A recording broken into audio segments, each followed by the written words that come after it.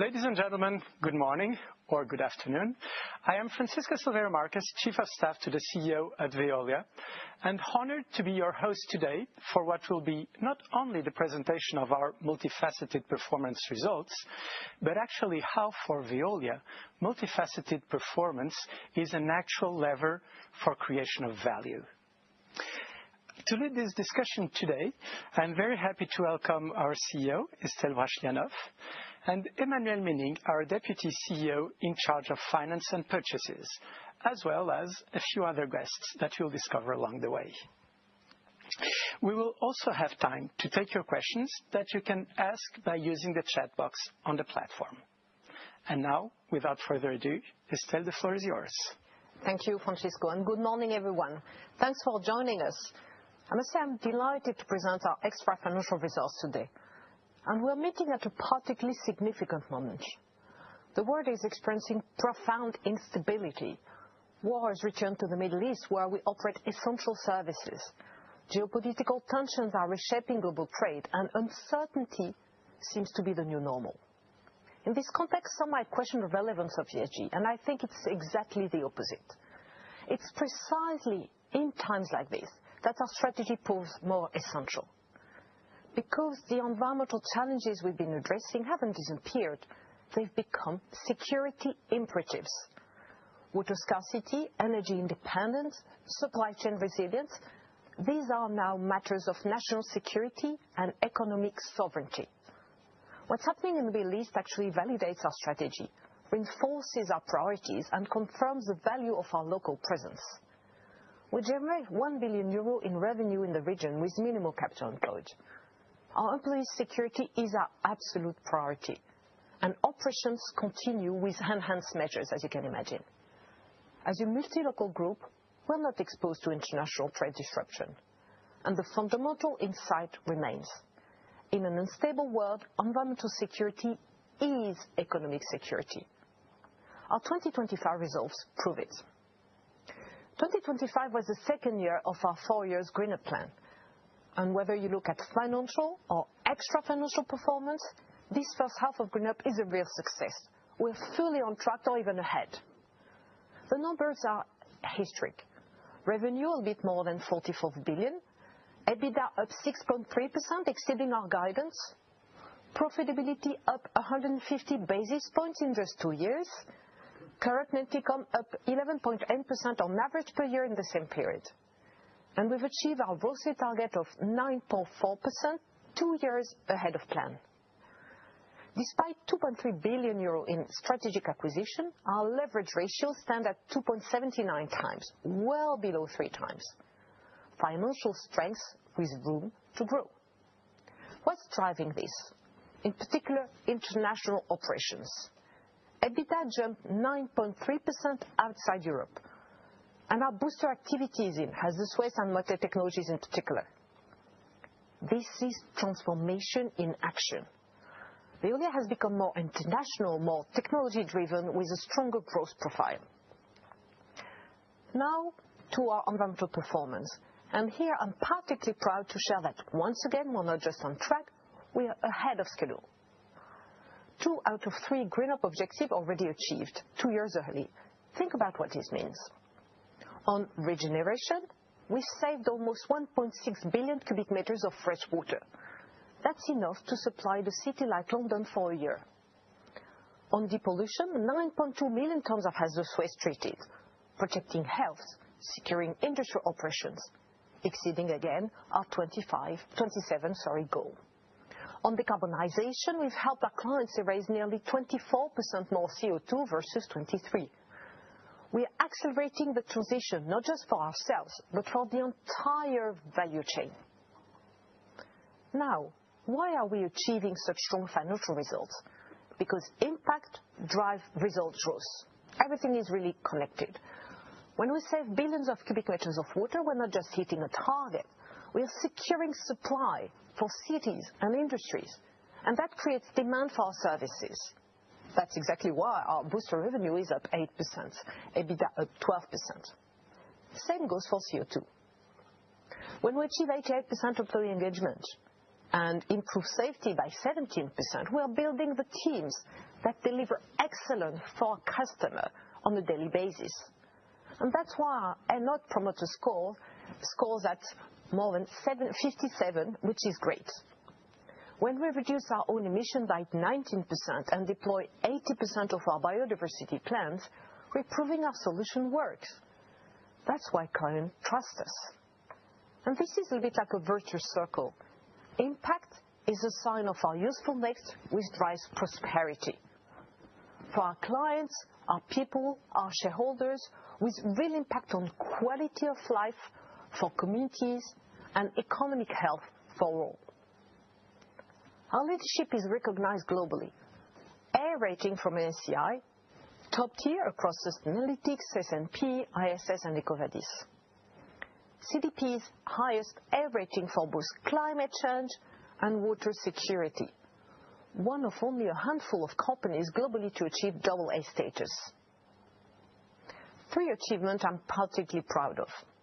First, that specific AA rating from CDP. Proof we are delivering environmental leadership and not just talking about it. Second, our Future Generation Council. We brought together 30 young people under 30 from across the globe. And I had the chance to participate at the first 2 sessions. And what's remarkable is how they challenge us, they push our thinking with concrete, actionable proposals that go directly to our executive committee. Third, our Sequoia employee shareholding plan, 9.35% employee shareholding. That creates powerful alignment and lasting trust. Now we are aiming for 10%. Veolia's value proposition is unique. We deliver environmental security that creates lasting shareholder value. Our clients face unprecedented challenges: water scarcity, pollution, supply chain disruption, the imperative for strategic independence. For cities to deliver services, for industries to produce, for economies to grow, environmental security is non-negotiable. We secure supply chain by mining waste and waste heat for local energy and critical minerals, reducing therefore dependence on imports. We protect health through hazardous waste management and depollution, ensuring drinking water meets the highest standard, and securing the license to operate for strategic industries such as microconductors and pharmaceuticals. In a world of instability, environmental security is long-term economic security. Thank you very much, Estelle. Let's have now a more detailed look at some of these results, starting with decarbonization. Emmanuel, the floor is yours. Thank you, Francisco, and good morning, everyone. I am delighted to be among you today to present the progress of our decarbonization plan. What makes Veolia so specific is that our decarbonization strategy is fully embedded into our business model. It's not an additional layer that comes on top. At Veolia, business and decarbonization go along together, as our clients need offers addressing both decarbonization and adaptation, and our own decarbonization plan generates significant additional value. This alignment explains the fast decarbonization for Veolia.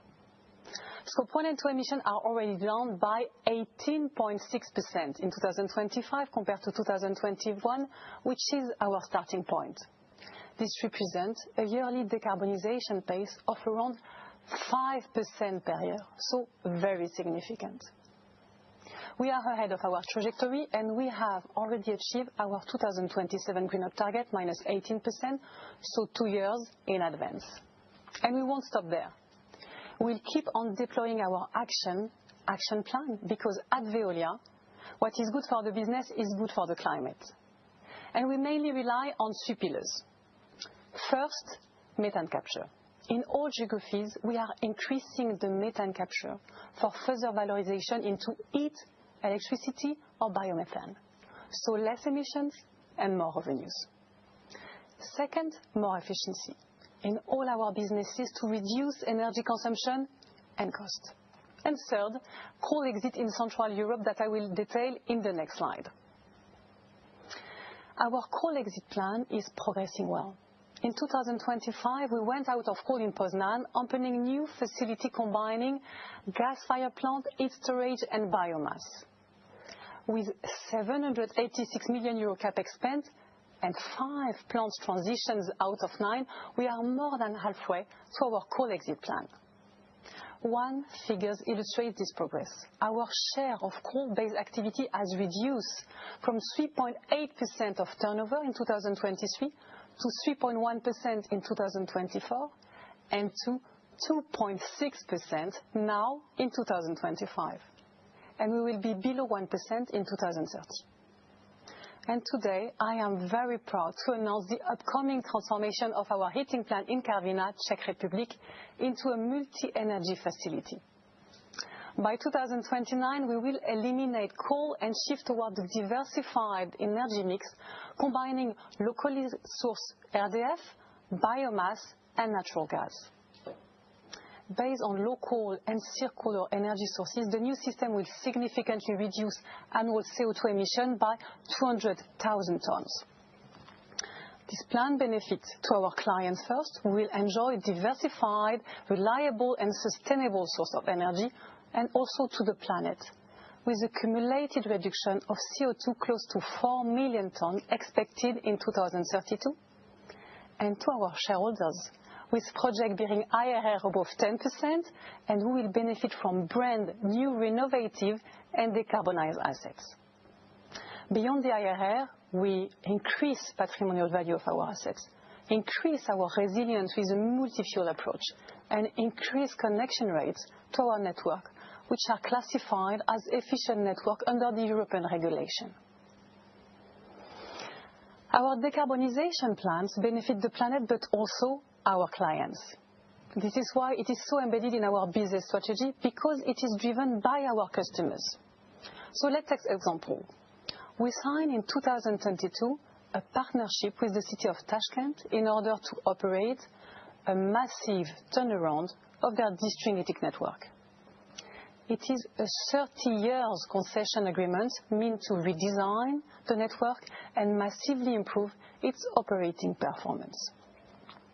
After only 3 years of operation, we raised the efficiency rate of the network from 53% to 72%. This translates into a massive 600,000 tons CO2 reduction. So, major contribution to Scope 1 and 2, more sustainability for the client, and reduction in Veolia Scope 3. In Hong Kong, the environmental commitment we took was decisive to win the contract to operate local municipal landfills. We deployed our solution on the ground, raising the capture rate from 46% in 2021 to 69% in 2025, and we will not stop there. And for our clients, it's a reduction of around 600,000 tons, a reduction equivalent of taking 150,000 cars off the road for a year. With this example, you see the essential contribution of Veolia to the decarbonization of our clients. As you know, we follow this contribution under Scope 4, which has already increased by plus 23.6% since the beginning of GreenUp and is well on track to reach our 2027 objective of plus 30%. Thank you very much, Emmanuel. You brought us to Asia, so I suggest we stay in this continent and let's have a look, still on the decarbonization front, at what is happening in Harbin, China, with Christophe Maquet, CEO Asia Pacific Zone.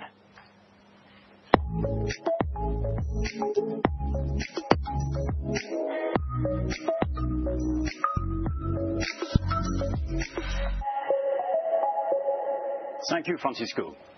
So we are in Harbin, in Heilongjiang province, northeast of China, close to the Russian border, where Veolia owns and has operated the district heating system for nearly 20 years. Harbin is the ice city of China, hosting the famous Ice Culture Festival every year. In Harbin, the winter is quite harsh. The temperature can drop to minus 35 degrees, with an average of minus 20 degrees over 6 months of winter. So, for the 10 million inhabitants of Harbin, among them the 600,000 who are the customers of our district heating system, you can understand that heating their home is not a comfort. It is a necessity. And we are very proud at Veolia Harbin to deliver these essential services to our customers with very high quality. As in all major cities in northern China, district heating is based on coal. As of today, there is no alternative fuel on a large enough scale to fuel district heating. Natural gas is not available in enough quantity. Biomass or other options are not sufficient. But it's not because there is no option today for coal exit that we are not doing anything to improve the situation. Far from it. Let me present to you what has been already deployed and made Veolia Harbin district heating the best in class in reducing CO2 emissions. We have increased the length of the network, connected more customers, and shut down more than 300 inefficient independent coal boilers.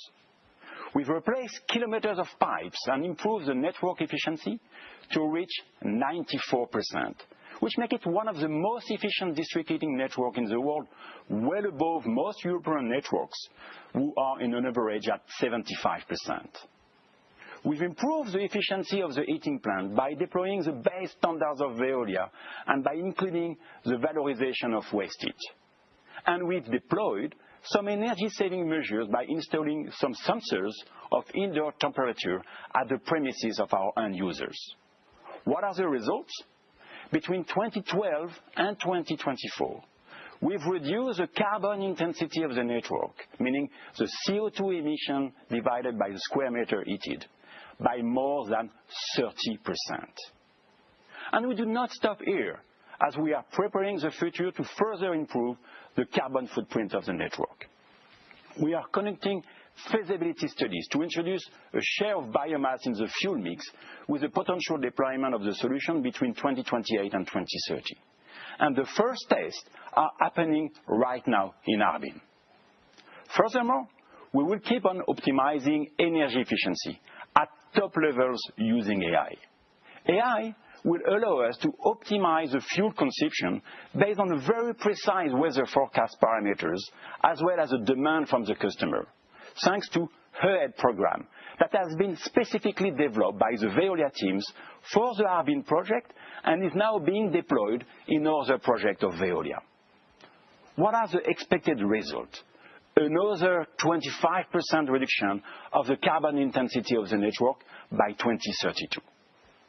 Thanks to all those solutions already deployed and to be deployed in the very near future, Veolia is reducing tremendously the carbon footprint of heating system in Harbin. Thank you very much, Christophe. And thank you, Emmanuel. Our multifaceted performance is not only about decarbonization, but also about regeneration of resources and depollution.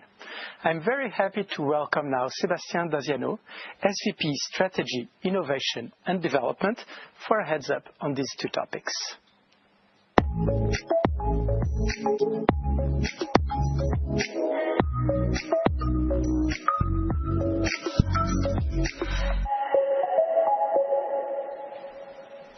Good morning, Sébastien. Good morning, Francisco. At Veolia, sustainability is deeply embedded in our business model with our regeneration and depollution achievements. First, preserving the water resource is not just a sustainability commitment, it is a core offering and a powerful driver for value creation. Through our core business activities, Veolia actively works to combat this stress, to offer a stable water supply and to guarantee the continuity of essential services and economic activities. First, we protect the resource. Veolia has deployed advanced tools to monitor and track water distribution from the natural resource to the end user, maximizing efficiency and drastically reducing network leaks to limit water extraction. But today we need to go further than efficiency. To protect more resources, we have found new solutions for regeneration. By deploying advanced solutions such as water reuse, zero liquid discharge for industries, and sustainable desalination, we actively ensure long-term industrial and municipal resilience and avoid water shortages for both populations and businesses. In the water reclamation station in Vitória in Brazil, we free up the equivalent of 200,000 people's freshwater needs while securing industrial operation by transforming wastewater into a new resource. The group has made a concrete commitment through its Green Up program to save 1.5 billion cubic meters of freshwater by 2027, and in 2025 we were already ahead of schedule, proving the massive impact of our regeneration solutions. Guaranteeing environmental security means as well actively protecting people's health against invisible threats like persistent pollutants. Veolia has an important historical activity dedicated to fighting pollution and treating hazardous waste, and we are consistently ahead of the curve thanks to our capacity for innovation. Today, we are the first company to propose a true end-to-end solution offer for PFAS, with our Beyond PFAS offer, taking these forever chemicals out of the water and ensuring their final destruction. We know how to do this because it relies on the unique combination of our different business lines, from water technologies to hazardous waste management. A clear example of this is our Port Arthur facility in the US, where we utilize high-temperature hazardous waste incinerators, where we achieved the world's first technological breakthrough. By providing these end-to-end solutions, we directly help our industrial and municipal clients to guarantee regulatory compliance and secure their license to operate.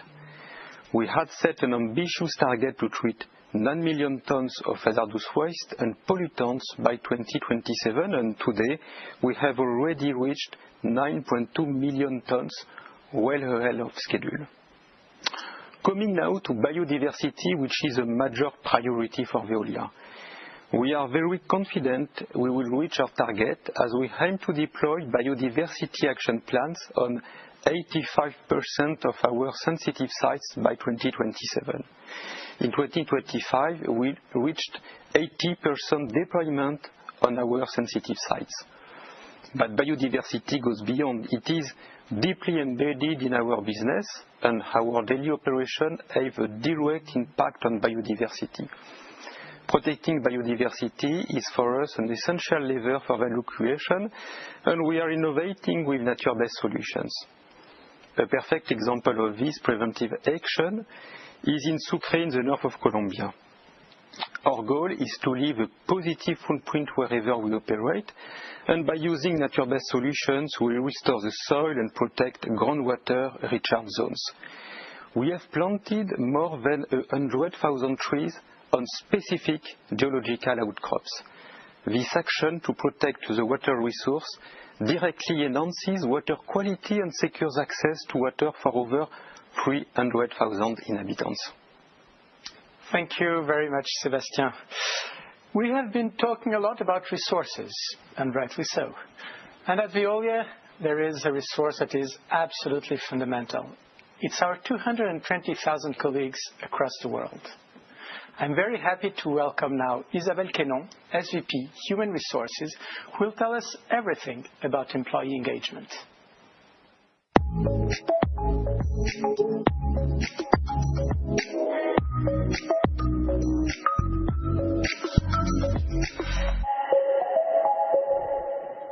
Good morning, Isabelle. Good morning, Francisco. Good morning, everyone. Estelle reminded us of something fundamental, the strategic importance of our teams. And current events are proving just how true that is, in the most powerful way possible. Here's the paradox we live with. When everything runs smoothly, we're invisible. Water flows from taps, waste disappears overnight, energy systems hum along quietly. Nobody notices, and yet we're essential. It takes a crisis to reveal that truth. A flood, a cyber attack, geopolitical tensions. Right now, in the Middle East, in a highly complex environment, our operations continue without interruptions. Our teams are there. Our desalination plants, providing a significant share of a region's drinking water, are running because hospitals need water, families need water, life needs water. This is what operational resilience looks like: the ability to maintain critical infrastructure and protect our people, even in the most volatile environments. And this resilience, it comes from our people, their commitment, their engagement. Because here's the reality: we are a manpower company. 85% of our employees are blue collars. Our performance lives and dies with the engagement of our teams. And that engagement is built on trust. 85% engagement rate, 14 points above the utilities benchmark. 5 consecutive years pretty much at this level. This is our competitive edge. Trust leads to engagement. Engagement drives performance. And we are building that trust through 3 pillars. First, safety and security, non-negotiable. Our people work in high-risk environments every day, at heights, in the traffic, in confined spaces, with hazardous and flammable materials. And some operate in tense and sensitive areas, as we see today in the Middle East. This is where our strict safety framework and security protocols prove their value, because when our people feel protected, truly protected, they can do their job, even in the hardest contexts. They continue to operate critical infrastructure because they trust the system we've built to keep them safe. Crisis situation put this in sharp focus. There is no room for error. But the truth is, it is the same every single day. Whether it's a geopolitical crisis or a routine operation, the standards stay the same. Everyone goes home safe. And that discipline shows in our results. Workplace accidents down 75% in 15 years, down another 5% this year. But our culture is zero accident, because every person who comes to work should go home safe to their family, whether they're in Barcelona, Sydney, or the Middle East. We're building this through common safety standards, our 12 life-saving rules, fair culture where people report near misses without fear, and stop work authority giving everyone the right to stop unsafe activities. That's how you protect people, assets, and performance continuity wherever we operate. Second, ownership and inclusion. Protection is fundamental, but also means giving people a real stake in our future. We want our people to think like owners, because when people own the company, they perform differently. So our ambition is to bring employee shareholding to 10%, and we are very close, to make our people the #1 shareholder at Veolia. And ownership means everyone has a seat at the table. This year, we signed the European Diversity and Inclusion Agreement, 125,000 employees covered. Equal opportunities for all, in action. Close to 40% of external managers hired are women. Finally, trust means being there when it matters most. And that's Veolia Cares, launched by Estelle when she became CEO, supporting new parents, families who lost loved ones, showing people they matter beyond their work. Third, local impact, anchoring Veolia at the heart of society. Participation in volunteering has doubled in 2 years. Our team restored ecosystems in Italy, built infrastructure for vulnerable population in Ecuador. Through our foundation, humanitarian missions in Ukraine and the Democratic Republic of Congo. When communities see Veolia as a genuine partner, not just a service provider, we build long-lasting trust. And when our people see their work making a real difference at the community's level, they show up with heart and guts. This is how we become essential, not just operationally, but socially. So here's the bottom line. Trust drives engagement. Engagement drives performance. We build that trust through safety, because people need to feel protected. Through ownership and inclusion, because people need to feel values. Through local impact, because people need to see their work matters. This is how we deliver essential services in a consistent and reliable way, even in the toughest moments, even in the most challenging places. Because when the world needs us most, our people show up and our operations keep running. Thank you very much, Isabelle. And we are now getting close to the questions, so just let me remind you that you can ask them by using the chat box on the platform.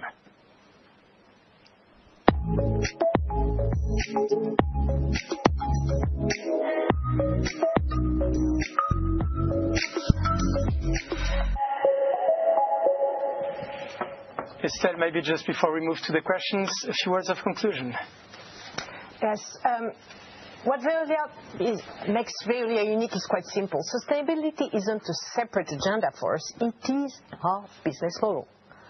Environmental security is what we do. It's what we sell. It's how we create value for our client and for our shareholders. Our 2025 results prove it. Historic financial performance. 2 out of 3 green up environmental objectives achieved 2 years early. This is proof that our strategy is on track. And in a world of turbulence, our mission becomes more critical than ever, keeping vital resources available, reliable, and affordable. Enhancing strategic autonomy, meeting the sustained demand for our services and technologies. And that's what we do. So we're now ready to take with all the team your question. Thank you. Thank you, Estelle. And I have a first question from Raj Singh. There is a lot of attention around the water and energy requirements from the AI data center boom. To what extent will Veolia's strategy benefit from such growth? Is Veolia involved in tech-related infrastructure discussions with local authority clients or directly with tech companies? So I will start with suggesting you join our very, very soon, thema, and specific day on innovation and AI and digital, which is in London in a few weeks' time. All the detail will be sent to you. And maybe, Emmanuel, if you want to elaborate more than just inviting to this session. Pleasure. Thank you very much for your question. AI, it's at the heart of our strategy. And on that one, we have a different approach regarding that. Before coming to business, just one word on efficiencies. Under the push of Estelle and Christophe, also, we have a very clear strategy in terms of AI and digital. And you may have seen that in terms of efficiency, now 23% at the end of 25 of efficiency has been created or generated through AI and digital when it was 5 or 10% before. So that's one dimension. The second dimension, you're absolutely right. It's an opportunity for our business. We have an offer which is covering really important need of the data center and AI. It's on water consumption, on energy efficiency, and on the treatment of hazardous waste. What we have seen so far with discussion launched by Estelle, even in advance or really in aval of the process, is that we can really bring a differentiation on those one, and especially as we know how to deal with municipality, and that's a language that this type of client does not manage or have under control. So we can bring for them cost efficiency, to help them to keep their license to operate, and also help them when they are building or implementing. So it's acceptability as much as a technical, know-how, which we have a lot. Thank you. I have now a question from Mr. Philippe Ourpatian about Qatar. Good morning. Following the recent strike in the Qatar LNG facilities of Ras Laffan, could you update us about your position in Qatar and more broadly in the Middle East by activities, EBITDA contribution by businesses, and capital employed? So I guess, I will take this question. I've said a few words in my introduction exactly about that. First things first, our priority is to keep our employees safe in the Middle East. We have 9,000 of them, and they operate essential service, which means that, what we do is ensuring supply of water from desalination unit through to treatment of hazardous waste and therefore removing pollutants and keeping licensing to operate, as much as energy efficiency in large malls and airports. So we have various types of activity in the Middle East. When it comes to desalination in particular, as you can imagine, it's a very arid part of the world where desalination accounts from between, say, 70% in Saudi through to more than 90-95% of the water supply of the entire countries in the region. So it's absolutely critical needs.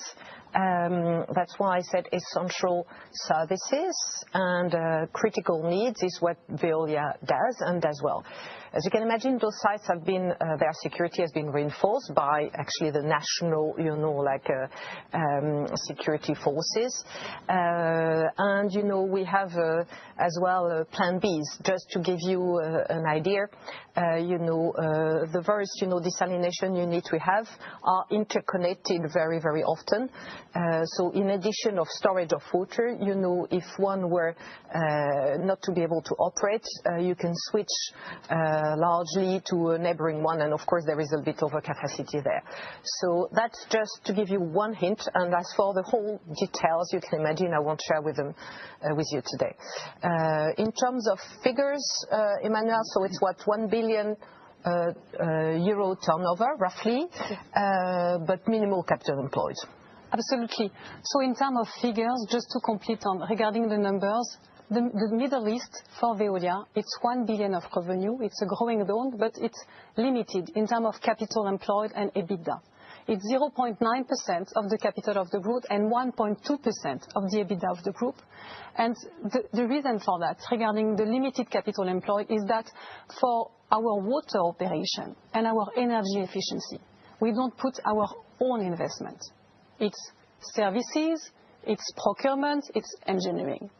Coming back to Qatar, regarding Qatar, we don't have any capital employed, as we are not putting our own money. It's partnership. We are operating. And in terms of revenue, it's limited. We are speaking roughly around 50 million euros of revenue. Thank you very much. I have now a question from Olivia Watson. What is the outlook for recycling activities with the pending changes in EU regulation?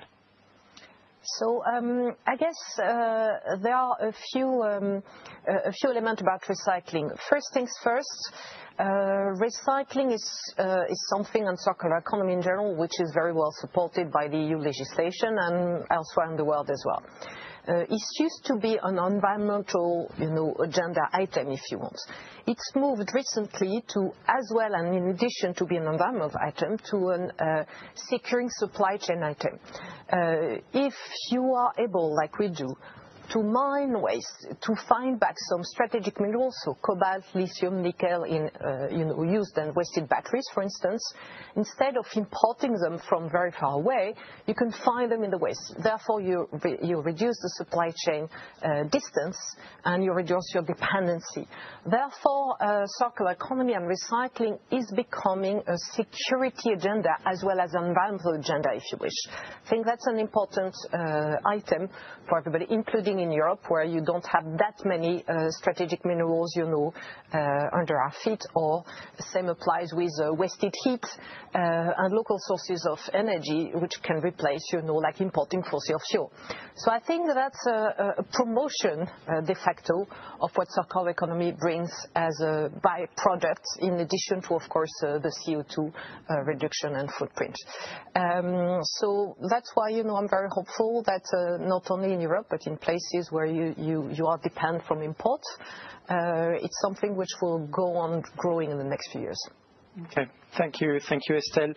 I have now a question from Mr. François Humbert. Thank you for this presentation, especially the focus on coal in CE and Asia. Is the business case of coal phase out in Central Eastern Europe unique, or are there other places in the world where this can be duplicated, building on the expertise of Veolia in district heating? Emmanuel, maybe? Yes, with pleasure. Thank you for your question regarding coal exit. The first element, you know that when we have launched that, it was in 2018 with the decision to completely transform our assets from coal to other energy fuel. And it was an easy decision. Instead of selling, we start to transform. And the transformation has gone really well. We now have a very differentiating expertise to be able to go from coal to multi-fuel approach. We have done that in Germany, we have done that in part of our facility in Czech Republic, and we have started in 2025 in our facility of Poznan. These projects are really amazing because they have an IRR which are above 10%. It's coming from cost reduction, from CO2, but also less maintenance cost. It comes also from additional revenue as our new facilities are more efficient and generating more energy revenue. Just taking the example of Poznan, we have increased our ratio from 40% to 70%, and we have also regulatory framework which are giving us an upside. And on top of that, as we mentioned, we are increasing the patrimonial value of our assets, as well as being more resilient because it's a multi-fuel approach. Where you're absolutely right is that it is scalable. We have started in some country. We are deploying that in the rest of the country. We have announced this morning Karviná, and we will be able to continue to deploy that to our other country, but also to sell it to our client. And this is a special offer that we have put in place and launched, which is geothermal grid, and which is working really well with already projects in the UK. So I guess, and to elaborate on what about outside Europe? UK is outside Europe as in the EU sense of it. And, the recipe for success, which you described, are there in the UK. There is a CO2 price. It's not exactly the ETS, which you have seen in Europe, but it's an equivalent of that, and an ambition and a political ambition, together with local sources of energy, which can replace, like fossil fuel. And same, of course, in terms of efficiency and cost reduction as in mainland Europe. Outside Europe and the UK, I guess Emmanuel gave you the keys of recipes for success. So if you have no CO2 cost whatsoever, neither any local sources of energy as an alternative, it's going to be tough. But if you have those two, it can work and it can create a business model, and we'll be very happy to expand in those geographies to share our experience built in Europe. Thank you. Actually, I have a few more questions about this decarbonization and district heating that is really driving a lot of interest from Charles Swaby. For the European district heating decarbonization targets, what are the timelines for the additional 250 million euro EBITDA? Will the sites be fully ramped up by 2030? Could you provide more color about what is driving the euro 250 million EBITDA increase from the assets? Do you expect a margin increase? And I will couple that with a question from Peter Crampton that we have already partially answered, because the first part of the question was how scalable is the Karviná multi-energy model across Veolia broader district heating portfolio. But the second part, what are the key economic and regulatory hurdles to replicating this coal exit pathway ahead of the group's 2030 headline? That was a lot. So, like Emmanuel, it makes money in Europe. So are we on our way to make the plus 250 million euro EBITDA, which we announced when we were in Poznan a few months ago? With pleasure. And Estelle and Francisco, please, if I forgot something, because there were 10 questions in the question, please tell me. So, dear Peter, it's fully scalable. You may have seen it, that our main message, it's a truly differentiating element we have to have the team. We know how to deliver these projects, which are so complex, on time, on budget, multi-fuel. It's a performance that almost no competitors is able to do in Europe, where we are number one in district heating. Coming to the question of profitability, so we communicated to you 250 million euro of EBITDA coming from this coal exit plan, which is absolutely by 2032. 2032, yeah. 50 million have been generated before the start of Green Up. During the start of Green Up is 50 million, and the rest will come afterwards. Coming to the part which was before Green Up, it was mainly coming from Germany and a part of it from Prerov. Then during the Green Up, we have the rest, a part of Germany in Braunschweig, Kolin, but also Poznan. And then, as announced this morning, after the plan, we have the contribution of Łódź in Poland and of Karwina. So a very clear plan. We are doing what we say and we say what we do, really disciplined with clear timeline. What did I find? There was a question about the economic and regulatory hurdles to replicating the coal exit path ahead of schedule. For us, ahead of schedule, That's ahead of the. So basically, Emmanuel, we are on schedule to be the plus 250 million EBITDA, like by 2032, like you said. We are on schedule, right? And we publish every year the result, and they are embedded in, of course, our financial results. So we're on schedule. What about being ahead of schedule? Can we hope to get quicker? If I try and translate the question. I think that's it, yeah. Mm-hmm. So you are very greedy, but a fair question.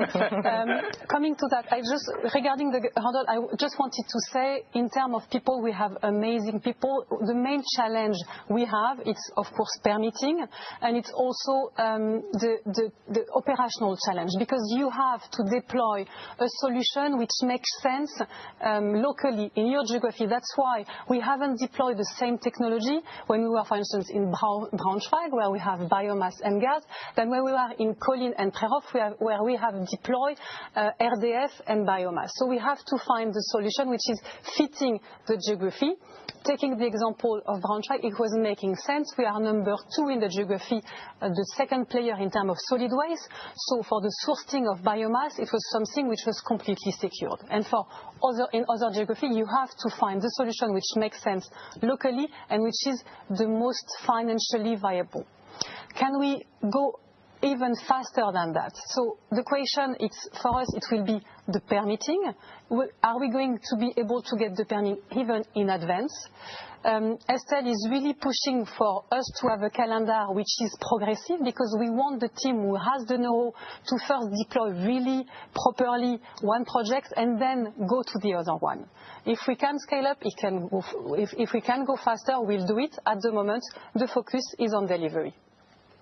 So and it takes a few years of permitting, having a design specific to the local sources of alternative fuel you can find, plus 3 years of construction, something like that, a bit of ramping up. That's why we already see, we're talking about Braunschweig, which was open, 3 years ago, something like that, and which has ramped up now and is full spill in the result. So I guess, we are making one by one every year, which I think is already a very good achievement. Excellent. Thank you very much. Changing topic now and talking about biodiversity. I have a question from Alex Chausson. You have just mentioned your objective to be nature positive wherever you operate. It is a very difficult claim to achieve in a comprehensive manner. What metrics do you use to prove that your positive impacts are superior to the inherent negative impacts of any industrial activity? Your current percentage deployment of biodiversity action on sensitive sites is more an indicator of means than a real way to measure outcome. So maybe Sébastien? Thank you, Estelle, and thank you for the question. So we are working on 2 main pillars about biodiversity. The first one is, of course, to diminish our impact for biodiversity. It is the KPI presented during the presentation. But the second pillar is, of course, about our action and solutions because biodiversity is totally part of our solutions. And you can report for this question to your biodiversity report, which was published last year. And we want to publish before the next General Assembly the TNFD report, which will explain how biodiversity is totally part of our solutions, speaking about depollution, regeneration of resources, and biodiversity beyond our solutions. I guess in biodiversity, exactly as in CO2 and many other items, environmental speaking, you have the positive impact and the potentially negative impact we have to reduce. Overall, Veolia has a positive impact on biodiversity. Each time we treat wastewater, we have a positive impact on the local biodiversity sources, and we measure it. It's very clear. You have a before and after. You see, fish coming back, and in variety of them, and same with other. Basically, nature is coming back each time, and we have great examples in many places. Same applies with hazardous waste, as you said, Sébastien. The fact of treating hazardous waste and the pollutant is as opposed to relieving them for all industries not only has a positive impact on human health, but on biodiversity health, if you want, and nature health. And that's, again, something we measure. So overall, Veolia has a positive impact on biodiversity. Nevertheless, we could, if we were not be careful, have a negative impact, which would unfortunately, have a little bit of a minus. That's why we have this initiative, which Sébastien said, on specific critical sites, which could have, if we're not careful, have a negative impact. And I must say, it's not only obligation of means as opposed to results. We act on the action plan we've defined, but today there is not one KPI in the world on biodiversity. We're working with Act for Nature, for instance, on all the initiative to try to define something which will be measurable. But as you can imagine, you can count on us not only to define an action plan, but to act on it. Although overall, we have a positive impact on biodiversity at Veolia. Okay. Thank you.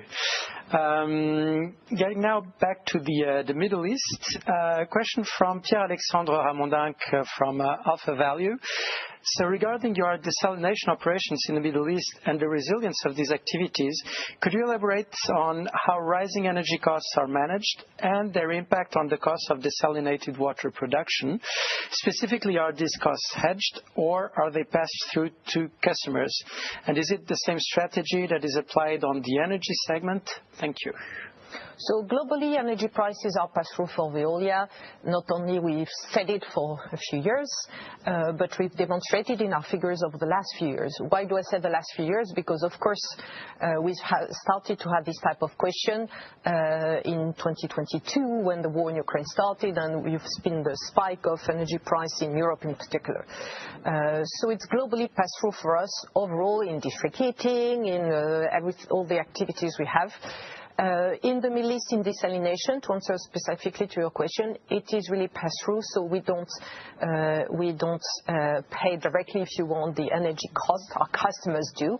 We operate the plants with an incentivization of being more efficient in terms of our consumption of energy, but this will not impact, our P&L. Thank you. And actually, I have a question from Ollie Jeffrey that is quite on the same line.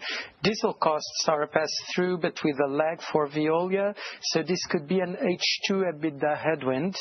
However, the energy business should have offsets. How should I think about the net effect of this for 2026 earnings if commodities stays where they are? Thanks, Oli, for your question. You know that fuel, for us, it's mainly diesel that we buy for our waste activity, for the trucks. It's limited. We are speaking about 270 million euros, which are fully passed through. Just a personal comment, I started at Veolia working in the solid waste business, spent hours and hours on the potential upside of hedging diesel, but as we have fully pass-through formula to our clients, it doesn't make sense. You're right, we may have a small tagline, but it's limited. It's a question of months, because you may have seen that in 2022 we were able to make for solid waste or hazardous waste sometime in some geography price increase 3 times per year. We have communicated on the impact of the negative commodity energy price in 2026.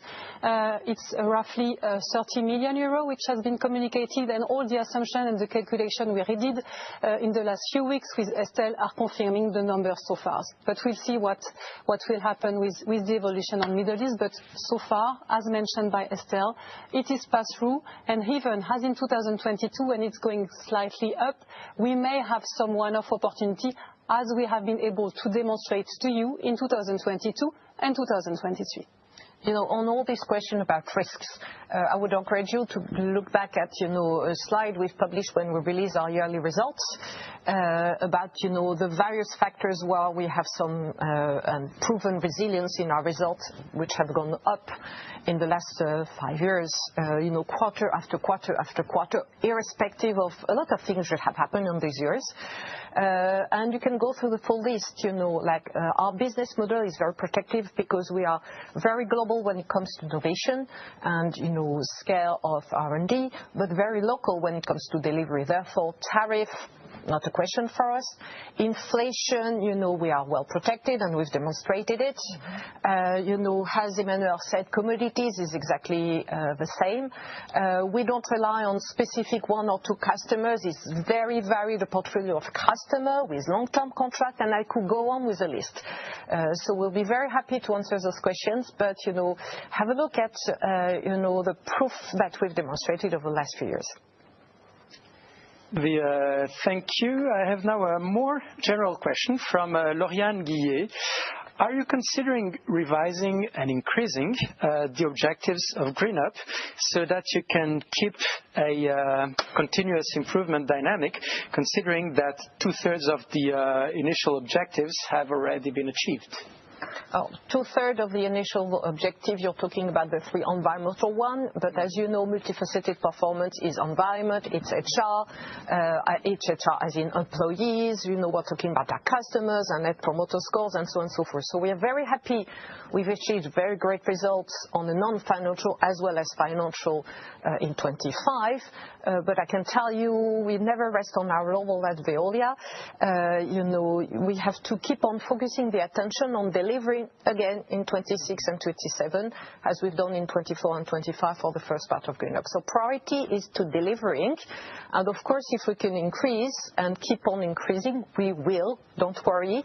And the specific targets of all the managers are very clear, and they all have a plus. Even if we overachieved in 25, it goes on with improving in 26 and 27. Maybe, Isabelle, you want to elaborate on the non-financial, which are not necessarily only, environmental items, and how in 26 and 27 you have specific things you want to achieve. Yeah, well, we have specific goals on health and safety, of course, but the target is already very demanding. We're getting there, though. We have also specific objectives, for example, diversity and inclusion. We have revised this one, by the way. And so, well, it's on the way, let's say. It's work in progress, but believe me, it takes a lot to get there. For all of our executives, but also for all our people within Veolia. It takes a lot. It does.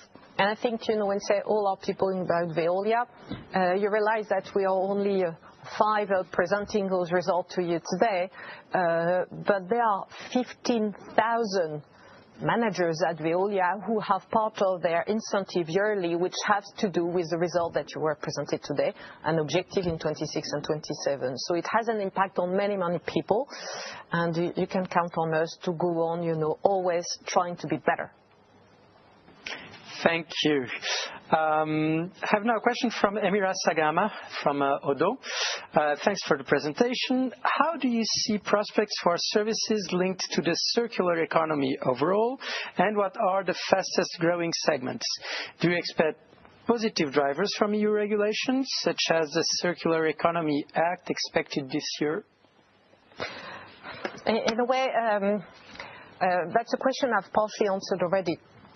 So circular economy is not only good, as I said, for the environment, but as well for securing supply chain, because you can find into waste new sources of, minerals, strategic elements, or even, heat.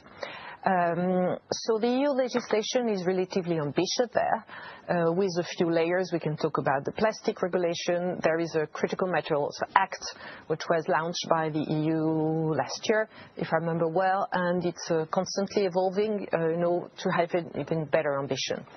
What we know works well is the incentive to make compulsory to have within the supply chain in a few years' time X% of recycled content into it.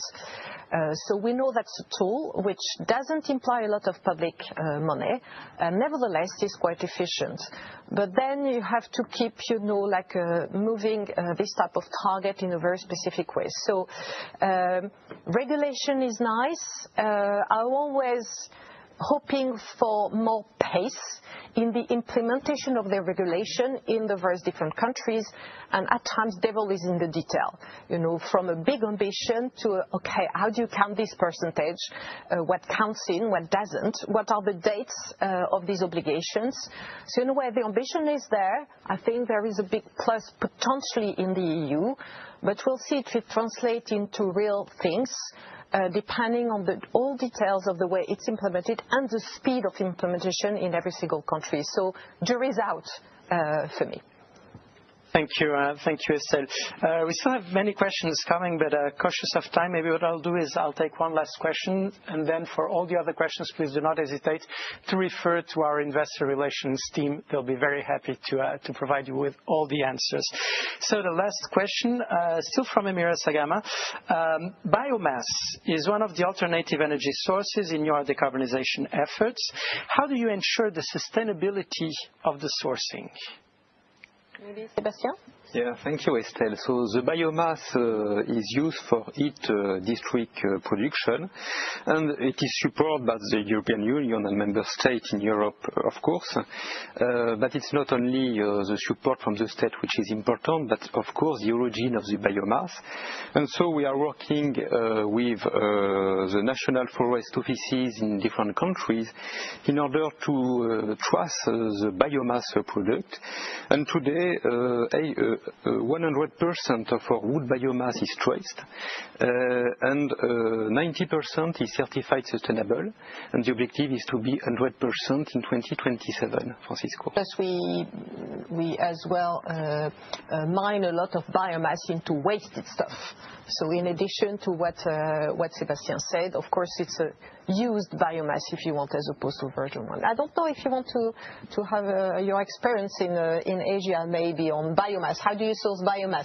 So the biomass we are getting from Asia and in the Harbin project, for which we are doing the study right now, it's a residue from the industry business. So we are not speaking about virgin wood biomass, we are speaking about residue, which is very important to be able to decarbonize the project.